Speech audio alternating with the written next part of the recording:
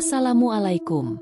Selamat datang di channel Cerita Novika 2. Semoga hari ini teman-teman dalam keadaan sehat walafiat dan senantiasa diberikan kebahagiaan sepanjang hari.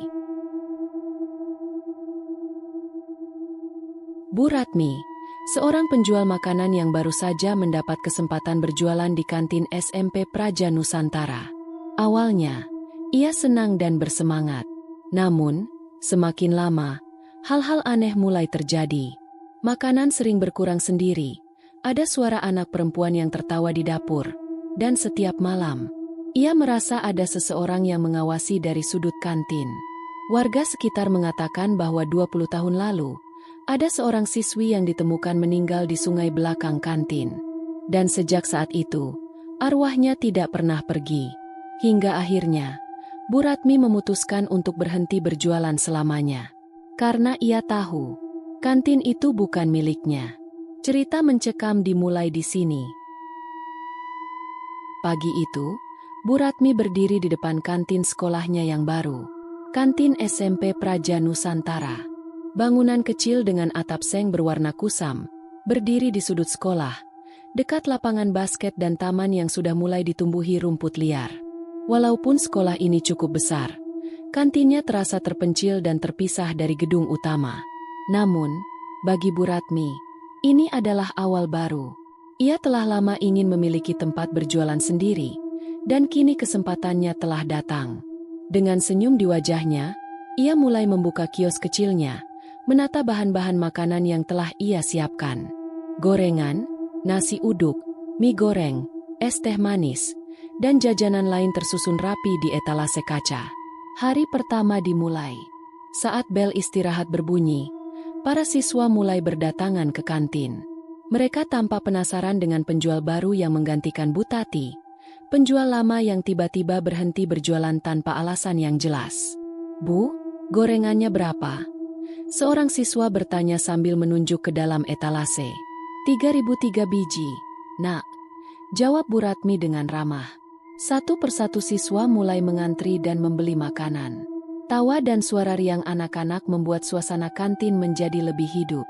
Sepertinya hari pertama berjalan lancar.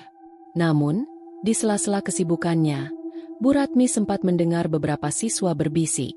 "Kantin ini masih ada nggak sih hantunya? Dulu Bu Tati sering cerita ada yang ganggu di sini." "Loh, hus, jangan ngomong gitu, nanti kedengeran." Bu Ratmi mengernyit. Apa maksud mereka? Tapi ia segera mengabaikannya. Mungkin hanya cerita-cerita anak sekolah untuk menakut-nakuti. Hari pertama berlalu tanpa kendala berarti. Namun, saat sore tiba dan sekolah mulai sepi, kantin terasa lebih sunyi dari yang seharusnya. Udara di dalam ruangan terasa lebih dingin, meskipun matahari masih bersinar di luar. Bu Ratmi merapikan sisa dagangannya, mencuci peralatan, lalu menyapu lantai. Setiap sudut kantin ia bersihkan, termasuk dapur kecil di belakang. Dapur itu terlihat cukup gelap, dengan rak kayu tua dan kompor gas kecil di pojokan. Sebuah pintu belakang mengarah ke area luar sekolah yang lebih sepi. Saat sedang mengelap meja, tiba-tiba sesuatu membuatnya berhenti. Sebuah piring jatuh sendiri dari rak dapur. Bu Ratmi terdiam. Jantungnya berdetak lebih cepat. Tidak ada angin. Tidak ada siapapun selain dirinya. Lalu, kenapa piring itu bisa jatuh sendiri? Bu Ratmi berusaha tetap tenang. Mungkin raknya miring, atau ia tidak sengaja menyenggol sesuatu tadi. Ia menghela napas, mengambil piring itu dan menaruhnya kembali ke rak. Namun, saat ia membalikkan badan, terdengar suara berdesir. Seperti seseorang yang berjalan tanpa alas kaki di lantai dapur. Bu Ratmi menoleh cepat. Namun, tidak ada siapa-siapa. Hanya dirinya dan bayangan panjang yang terbentuk oleh cahaya matahari yang masuk melalui jendela. Ia menggelengkan kepala, berusaha mengusir pikiran anehnya. "Ah, mungkin cuma perasaanku." Ia melanjutkan pekerjaannya. Namun, saat ia akan menutup warung, suara lirih terdengar dari dalam dapur. "Bu, saya lapar." Pagi itu, Bu Ratmi tiba lebih awal di kantin SMP Praja Nusantara. Ia membawa dagangan baru, gorengan hangat, nasi uduk, mie goreng, dan aneka jajanan favorit anak sekolah. Namun, saat ia membuka etalase kaca, matanya membelalak. Beberapa gorengan yang ia simpan semalam hilang. Awalnya ia berpikir, mungkin lupa menghitung stok sebelum pulang kemarin. Atau mungkin ada tikus yang masuk ke kantin. Namun, saat ia memeriksa rak penyimpanan nasi dan mie goreng, sebagian makanan juga hilang tanpa jejak. Bu Ratmi mengerutkan kening. Jangan-jangan ada anak yang mencuri, pikirnya. Ia mulai mengelilingi kantin, mencari jejak-jejak yang tertinggal.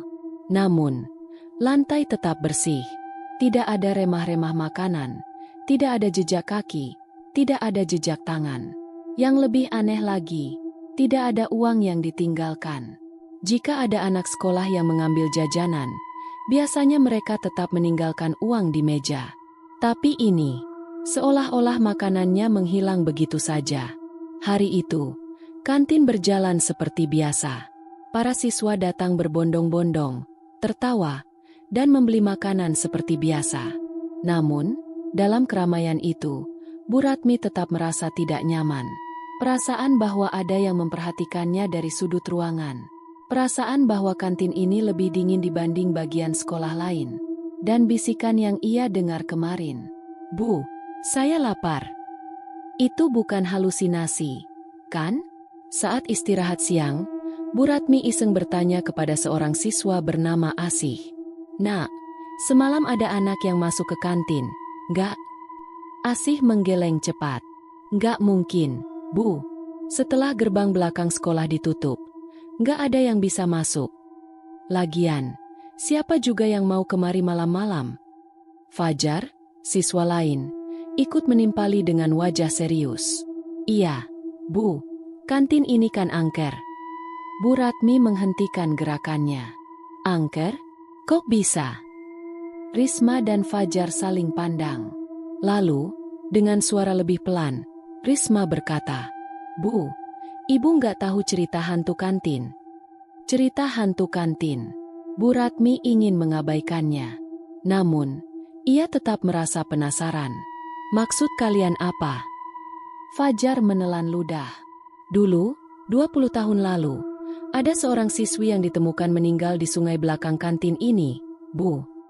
Namanya Asih. Katanya, dia jatuh dan tenggelam di sungai waktu hujan deras." Bu Ratmi merasa ada yang mencekik lehernya. "Tenggelam?" Risma mengangguk pelan.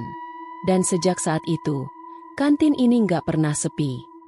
Banyak penjual yang katanya sering dengar suara aneh, terus dagangannya hilang sendiri. Kayak ada yang masih tinggal di sini, dan masih lapar. Bu Ratmi mencoba menenangkan diri. Ia tidak mau terpengaruh cerita tahayul. Namun, saat sore tiba, hal yang sama terjadi lagi. Saat ia menghitung kembali dagangannya, beberapa gorengan hilang. Tanpa jejak, seolah sesuatu telah mengambilnya. Tanpa pernah menyentuh meja atau lantai, udara di kantin terasa lebih berat. Bu Ratmi menghela napas panjang, mencoba berpikir logis. Mungkin ia memang salah hitung. Namun, saat malam tiba, ia tidak bisa lagi mengabaikan semua ini. Saat matahari mulai tenggelam, kantin semakin sunyi. Bu Ratmi bersiap untuk pulang. Namun, sebelum menutup warung, ia mendengar sesuatu dari dapur. Tap, tap, tap. Suara langkah kaki kecil. Seperti seseorang berjalan tanpa alas kaki di lantai basah. Bu Ratmi merinding. Ia memegang sapunya erat-erat, melangkah perlahan ke arah dapur. Pintu dapur terbuka sedikit, berderit pelan. Ia mengintip ke dalam. Kosong. Namun, saat ia berbalik, ia melihat sesuatu di meja kantin. Sebuah cap tangan kecil, berlumuran air. Seolah seseorang baru saja berdiri di sana, dengan tubuh basah.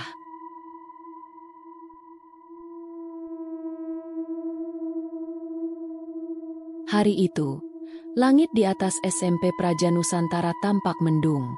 Udara terasa lebih dingin dari biasanya, dan kantin terasa lebih sepi meskipun jam istirahat baru dimulai. Bu Ratmi melayani siswa seperti biasa, tetapi pikirannya terus-terusi. cap tangan berlumuran air yang ia temukan semalam. Langkah kaki basah yang terdengar di dapur. Semua itu masih jelas dalam ingatannya. Namun, ia tetap mencoba berpikir logis.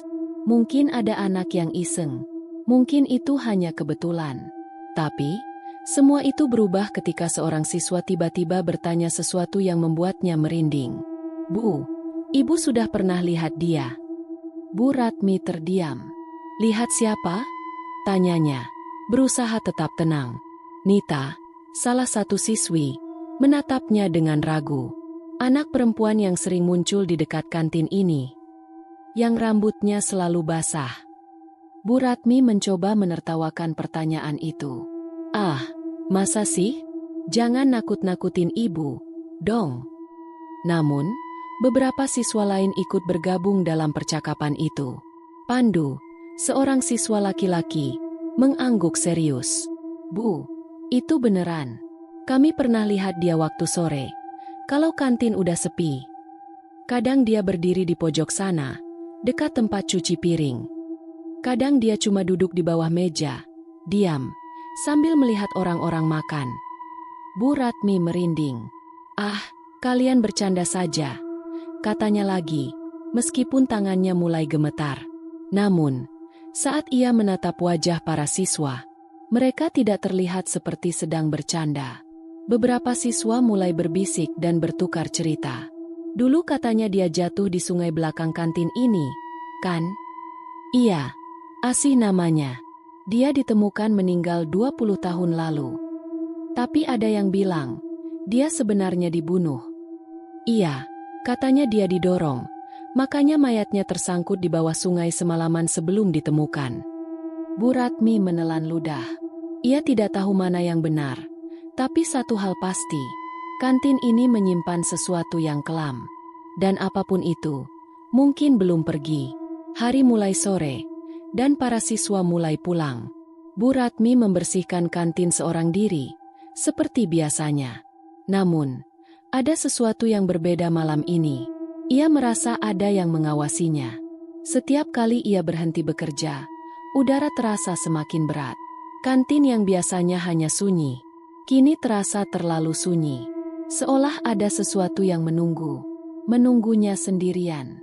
Saat ia selesai mengepel lantai, ia berjalan ke depan etalase kaca untuk merapikan barang-barangnya. Namun, ketika ia menutup etalase, ia melihat sesuatu. Refleksi di kaca. Seseorang berdiri di belakangnya. Anak perempuan, berambut panjang, basah, meneteskan air ke lantai. Wajahnya pucat, dan matanya kosong. Dan yang lebih mengerikan, ia tersenyum. Bu Ratmi menahan napasnya. Jantungnya berdebar kencang. Tangannya gemetar. Namun, ia tidak berani berbalik. Ia mencoba meyakinkan dirinya bahwa ini hanya ilusi. Namun, dalam refleksi kaca, anak itu mulai bergerak. Langkahnya mendekat. Bu Ratmi memejamkan matanya, berharap semuanya menghilang. Namun, "Bu, saya lapar." Suara itu berbisik tepat di belakangnya. Sejak malam itu, Bu Ratmi tidak lagi merasa nyaman berada di kantin sendirian. Setiap kali ia datang pagi hari, udara di kantin terasa lebih dingin. Setiap kali ia menutup kantin sore hari, perasaan tidak enak selalu menyelimutinya. Dan setiap malam, ia mendengar sesuatu. Awalnya, hal-hal aneh terjadi dalam skala kecil. Pintu kantin yang sudah ia kunci rapat-rapat terbuka sendiri keesokan paginya. Air di wastafel mengalir tanpa ada yang menyentuhnya. Dan yang paling mengganggu, suara-suara itu. Saat malam tiba dan sekolah sudah kosong, kantin seharusnya sunyi. Namun, Bu Ratmi sering mendengar suara seperti seseorang sedang makan. Sendok beradu dengan piring. Suara kunyahan pelan. Bahkan suara tegukan seperti seseorang sedang minum. Tapi, setiap kali ia memeriksa, kantin itu kosong. Dan hanya ada satu piring yang terlihat basah, seperti baru saja digunakan. Suatu sore, ketika kantin mulai sepi, kejadian lebih menyeramkan terjadi. Seorang siswa bernama Aldi sedang duduk sendirian, menikmati gorengannya. Bu Ratmi sedang merapikan etalase, tidak terlalu memperhatikan. Namun, tiba-tiba, Aldi menjatuhkan makanannya dan berteriak kencang. "Bu, di bawah Me, ada orang." Bu Ratmi terlonjak kaget. Beberapa siswa yang masih ada di kantin ikut panik. Aldi berdiri, wajahnya pucat dan tubuhnya gemetar. Matanya hitam semua. "Bu, dia duduk di bawah meja." Bu Ratmi merasa darahnya membeku. Ia menunduk perlahan, melihat ke bawah meja tempat Aldi tadi makan. Kosong. Namun, lantai di bawah meja basah. Seperti ada sesuatu yang duduk di sana sebelumnya dan meninggalkan jejak air. Aldi jatuh pingsan. Beberapa siswa lain membantunya keluar dari kantin. Bu Ratmi ingin percaya bahwa Aldi hanya berhalusinasi. Namun, ia tahu itu bukan kebetulan. Dan ketika ia berbalik ke arah meja itu sekali lagi, ada sesuatu yang berubah. Di atas meja tempat Aldi makan, terdapat cap tangan basah. Dan dari bawah meja, terdengar suara sayup-sayup berbisik. "Bu, saya lapar." Malam di kantin SMP Praja Nusantara terasa lebih sunyi dari biasanya. Hanya ada suara jangkrik dari kejauhan dan gemerisik daun yang tertiup angin. Bu Ratmi berdiri sendirian di dalam kantin, membersihkan meja-meja yang masih berantakan. Sejak kejadian siang tadi, Aldi pingsan setelah melihat sesuatu di bawah meja. Bu Ratmi semakin yakin, kantin ini memang bukan tempat biasa. Namun, ia tetap berusaha bersikap biasa saja. Mungkin ini hanya sugesti. Mungkin ia hanya terlalu capek dan terlalu percaya pada cerita siswa. Namun, perasaan itu masih ada. Perasaan seolah ada yang sedang menatapnya dari sudut ruangan. Dan kali ini, perasaan itu lebih kuat. Bu Ratmi melangkah menuju dapur kecil di belakang kantin, bersiap untuk menutup warung. Namun, saat ia masuk ke dalam dapur, sesuatu terasa aneh. Udara lebih dingin. Pintu belakang yang tadi tertutup terasa sedikit terbuka. Dan saat ia memandang ke lantai dapur, ada sesuatu yang membuatnya gemetar. Di lantai yang lembab itu, ada jejak kaki kecil, menuju keluar dari kantin. Seolah seseorang baru saja berjalan di sana dengan kaki yang penuh air. Bu Ratmi menelan ludah. Ini tidak masuk akal. Ia sendiri di sini. Tidak ada orang lain. Namun, suara itu mulai terdengar. Tap, tap, tap. Langkah kaki kecil. Pelan. Teratur. Seperti seseorang sedang berjalan dalam genangan air. Dari mana? Bu Ratmi menegakkan tubuhnya. Matanya liar mencari sumber suara. Terdengar lebih dekat. Dari dalam dapur. Sekarang dari arah rak piring. Sekarang di belakangnya. Lalu, semuanya sunyi. Sampai akhirnya, ia merasakan sesuatu di telinganya. Sebuah bisikan. Halus, dingin, mencekam. "Bu, saya lapar." Bu Ratmi terkesiap dan berbalik. Tidak ada siapa-siapa. Namun, keran wastafel tiba-tiba menyala sendiri. Airnya mengalir deras. Seperti ada seseorang yang mencuci tangan. Namun, tidak ada siapa-siapa di sana. Bu Ratmi membeku. Tangannya gemetar. Dadanya sesak. Ia tidak bisa bernapas. Ia harus keluar dari sini. Dengan langkah terburu-buru, Bu Ratmi berlari keluar dari kantin. Saat ia melewati pintu utama, ia menoleh ke dalam untuk terakhir kalinya. Dan saat itu, matanya membelalak. Di dalam kantin, di salah satu meja, ada piring kotor. Dan di atasnya, ada bekas tangan kecil yang basah. Seolah seseorang baru saja selesai makan di sana. Dan saat itu juga, ia mendengar suara tawa kecil dari dalam dapur. Bu Ratmi tidak bisa tidur semalaman. Bayangan jejak kaki basah, suara bisikan, dan tawa kecil di kantin masih jelas terdengar di kepalanya. Ia duduk di ruang tamu rumahnya, memegang secangkir teh yang sudah dingin. Pikirannya berkecamuk. Siapa yang ada di kantin itu? Atau lebih tepatnya, apa yang ada di kantin itu? Ia tidak bisa lagi mengabaikan semua ini. Ia harus mencari tahu kebenarannya. Pagi harinya, sebelum pergi ke kantin, Bu Ratmi menemui seseorang. Seorang wanita tua yang dulu pernah berjualan di kantin SMP Praja Nusantara sebelum dirinya. Bu Tati. Bu Ratmi mengetuk pintu rumah kecil itu dengan perasaan gelisah. Tak lama, pintu terbuka, dan seorang wanita tua dengan wajah penuh keriput menyambutnya. Bu Ratmi, ada apa pagi-pagi datang ke rumah saya? Bu Ratmi menelan ludah. Bu, saya ingin bertanya tentang kantin sekolah. Apa ibu juga pernah mengalami sesuatu yang aneh di sana? Wajah Bu Tati langsung berubah pucat. Ia terdiam beberapa saat, lalu menghela napas panjang. Jadi, kamu juga sudah bertemu dengannya? Bu Tati menyuruh Bu Ratmi masuk dan duduk di ruang tamu. Tangannya gemetar saat ia menyeduh teh untuk mereka berdua. Lalu, dengan suara pelan, ia mulai bercerita. Dulu, saya juga mengalami hal yang sama. Setiap malam, makanan berkurang sendiri. Saya sering mendengar suara langkah kaki kecil di dapur. Dan suara bisikan, suara anak kecil yang selalu berkata, "Bu, saya lapar." Bu Ratmi merasa dadanya semakin sesak. Ini persis seperti yang ia alami. Siapa dia, Bu? Bu Tati menatap Bu Ratmi dengan ekspresi serius. Asih. Anak yang meninggal 20 tahun lalu di sungai belakang sekolah. Dia masih di sana. Bu Ratmi mencengkeram tangannya erat. Ia sudah mendengar cerita itu dari para siswa, tapi sekarang keluar dari mulut orang yang benar-benar mengalaminya. Bu Tati menghela napas berat sebelum melanjutkan. Dulu, Asih adalah anak yang sering duduk sendirian di kantin. Dia pemalu, tidak punya banyak teman. Dia sering datang ke kantin hanya untuk melihat orang lain makan, karena dia sendiri tidak pernah membawa bekal atau uang. Bu Ratmi merasa ada sesuatu yang menusuk hatinya. Anak itu kelaparan, sampai suatu hari, ia ditemukan meninggal di sungai belakang kantin. Beberapa orang bilang ia terpeleset, tapi ada yang percaya bahwa dia sengaja didorong.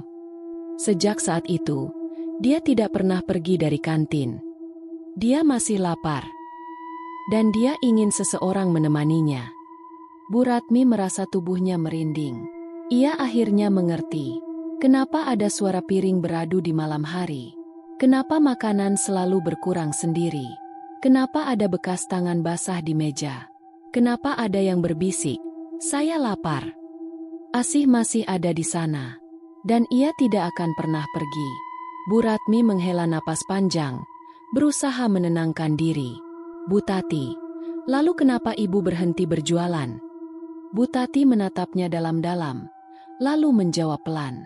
Karena Asih mulai menginginkan lebih dari sekadar makanan. Bu Ratmi mengerutkan kening. Maksudnya? Bu Tati menggenggam tangannya erat. Awalnya dia hanya makan makanan saya, lalu mulai memunculkan dirinya. Pertama kali dia muncul, dia hanya berdiri di sudut dapur.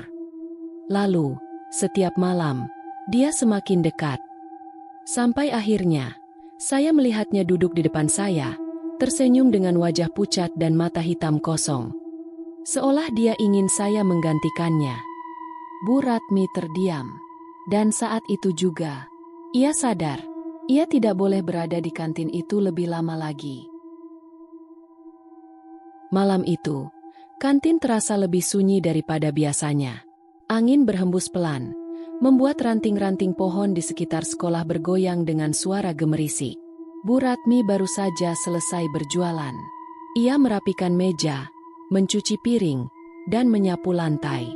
Namun, malam ini terasa berbeda. Lebih dingin, lebih sepi, lebih menyeramkan. Seolah ada sesuatu yang sedang menunggu. Seolah kantin ini bukan lagi tempat yang ia kenal. Dan di sudut ruangan, ia merasa ada yang mengawasinya. Saat Bu Ratmi berjalan ke arah etalase, tiba-tiba, semua lampu mati. Brak! Suara keras terdengar dari dapur, seperti sesuatu yang jatuh. Jantung Bu Ratmi berdegup kencang. Ia berdiri diam, menahan napas. Dalam kegelapan, Hanya ada suara angin dari luar. Dan kemudian, kecipak air. Pelan. Teratur. Seperti seseorang berjalan di lantai yang basah. Langkah itu semakin mendekat. Semakin dekat. Dan berhenti tepat di belakangnya. Bu Ratmi tidak berani berbalik. Tangannya gemetar. Keringat dingin mulai mengalir di tengkuknya. Lalu, dalam kegelapan, terdengar suara lirih. "Bu, saya lapar." Suara itu dekat sekali. Seperti seseorang berbisik tepat di telinganya. Bu Ratmi terlonjak mundur. Tangannya meraba-raba mencari saklar lampu. Namun, lampu tetap tidak menyala.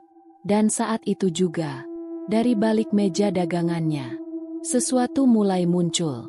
Mula-mula, sebuah tangan pucat merayap ke atas meja. Jari-jarinya kurus dan panjang, meneteskan air ke permukaan meja kayu. Lalu, sebuah kepala muncul perlahan.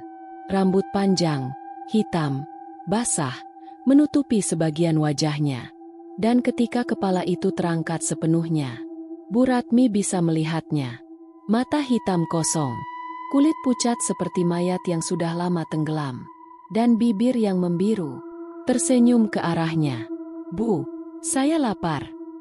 Bu Ratmi ingin berteriak, tetapi suaranya tercekat. Tubuhnya membeku di tempat. Namun, sosok itu terus bergerak. Ia mulai merangkak keluar dari balik meja. Air mulai menggenang di lantai. Seolah-olah kantin ini berubah menjadi sungai tempatnya meninggal.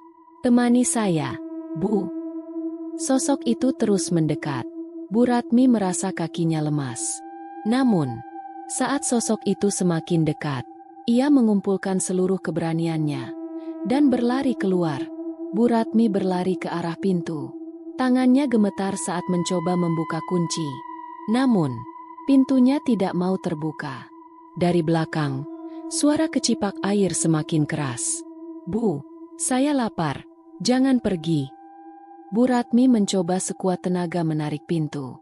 Dan saat itu juga, tiba-tiba pintu terbuka sendiri. Bu Ratmi terhempas keluar, jatuh ke tanah. Saat ia menoleh ke dalam kantin, sosok itu masih berdiri di dalam. Diam, menatapnya, dengan senyuman yang semakin lebar.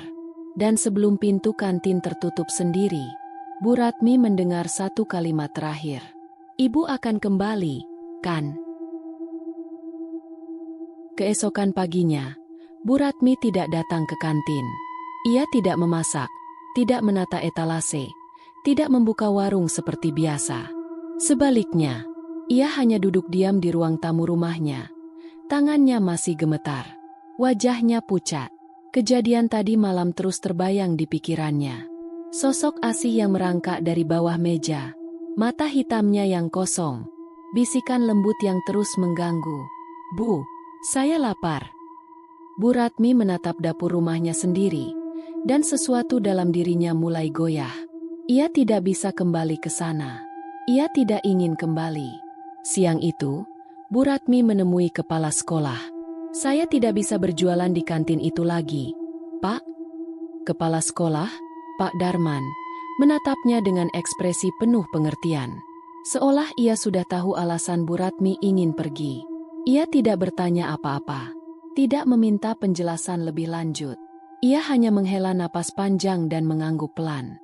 "Baiklah, Bu Ratmi. Ibu bukan yang pertama." Sejak saat itu, kantin SMP Praja Nusantara tidak lagi memiliki penjual tetap. Beberapa orang sempat mencoba menggantikan Bu Ratmi. Tapi mereka semua mengalami hal yang sama. Dagangan berkurang sendiri. Suara langkah kaki di malam hari. Bisikan yang datang dari dapur. Dan pada akhirnya, tidak ada satupun yang bertahan lebih dari seminggu. Kantin itu perlahan mulai ditinggalkan. Dan lama-kelamaan, kantin itu ditutup selamanya. Namun, ada satu hal yang tidak pernah berubah. Arwah asih masih ada di sana. Hingga hari ini, jika kamu datang ke kantin itu saat matahari mulai terbenam, kamu bisa mendengar suara piring beradu, suara langkah kaki kecil. Dan jika kamu berani berdiri di depan kantin yang kosong itu, dari dalam, kamu akan mendengar suara lirih. "Bu, Saya lapar.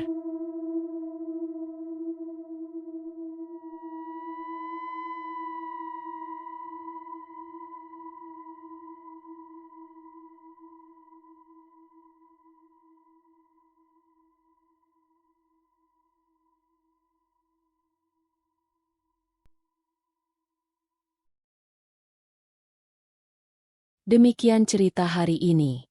Semoga teman-teman dapat terhibur dan dapat mengambil hikmah kebaikan isi di dalamnya.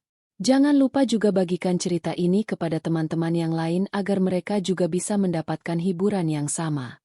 Mohon maaf apabila ada kesalahan kata dan ucapan kami dalam membacakan cerita ini. Terima kasih dan wassalamualaikum.